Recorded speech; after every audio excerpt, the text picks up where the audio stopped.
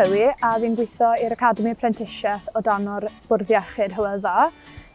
Teitl fi yw Apprentice Iechyd Gofal, a yn ystod pob dydd i dydd rydw i'n helpu patient gyda gwneud gwahanol pethau fel cymryd blood pressure nhw a pethau ynglyn â ni, a hefyd helpu nhw golchi a codi yn y bore. Hefyd yn ystod y dydd rydyn ni'n helpu mynd â bwyd ato nhw a yn dibynnu arno pwy fath o care mae eisiau arno nhw, ni'n gallu adapto a wneud pethau gwahanol iddo nhw.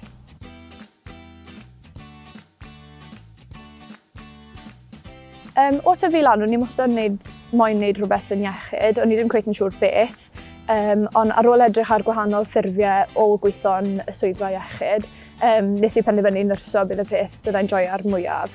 Fi credu pob dydd yr un peth a oedd e jyst yn ffordd dda o mynd mewn iddo fe a o'n i jyst meddwl byddai'n joio fe.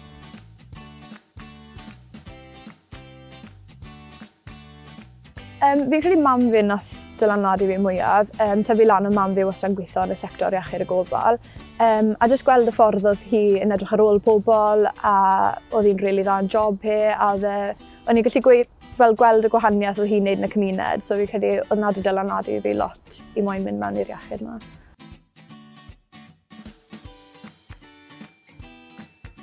Fi'n credu gyda ysgol, allech chi mynd i lot o gwahanol llefydd. Fel pan o'n i'n chweched, o'n i ddim cweit yn siŵr beth o'n i moyn wneud, a lwcus o'n i'n nabod mewnwyr o Menter Sir Gar, a nath hi helpu fi ffindio ffordd gwahanol yn lle prifysgol i mynd mewn i swydd fi. Ond mae lot o gwahanol ffurfiau a mae lot o gwahanol pobl i gael allech chi siarad i. A hyd yn oed os ti jyst yn gweud fi'n lico'r peth yma a maen nhw gallu ffindio swydd sy'n gallu helpu ti mynd lawr y rŵt na. Es i ddim i prifysgol, penderfynus i oedd e jyst dim i fi, o'n i ddim moyn mynd bant a wneud y cwrs.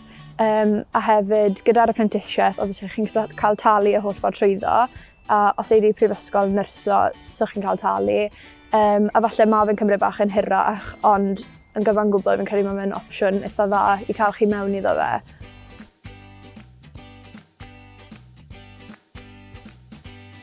So fi'n credu mae sgiliau Cymraeg yn rhan eitha mawr o gwaith ar y foment.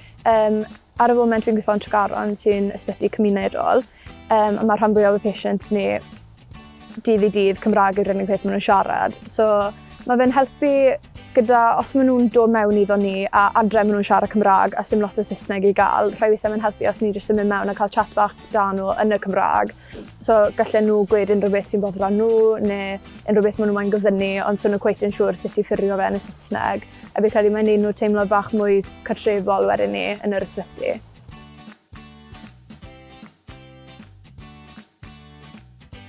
So, bydd yr apprenticeship fi'n wneud lefel 2, 3 a 4 yn iechyd y gofal. So, ar ôl fi bennu'r apprenticeship, byddai'n nyrs cymwys. Hefyd, ar y ffordd lan i wneud yr degree yma, bydd sawl cymwyster arall allai darganfod. Mae fe'n hefyd yn dda'n gwaith, mae eitha lot o gwahanol pethau allwch chi wneud i datblygu dy gyrfa. A fi'n credu y prif beth yw dim rhaid mynd i prifysgol i cael job dda.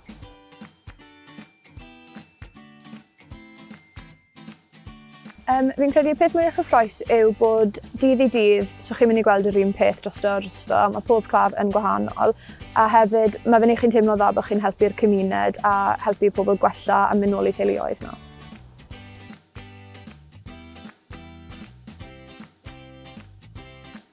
So fi'n credu y tip gyntaf byddai'n rhoi yw edrych mewn i ffurfiau gwahanol a mynd mewn i swydd.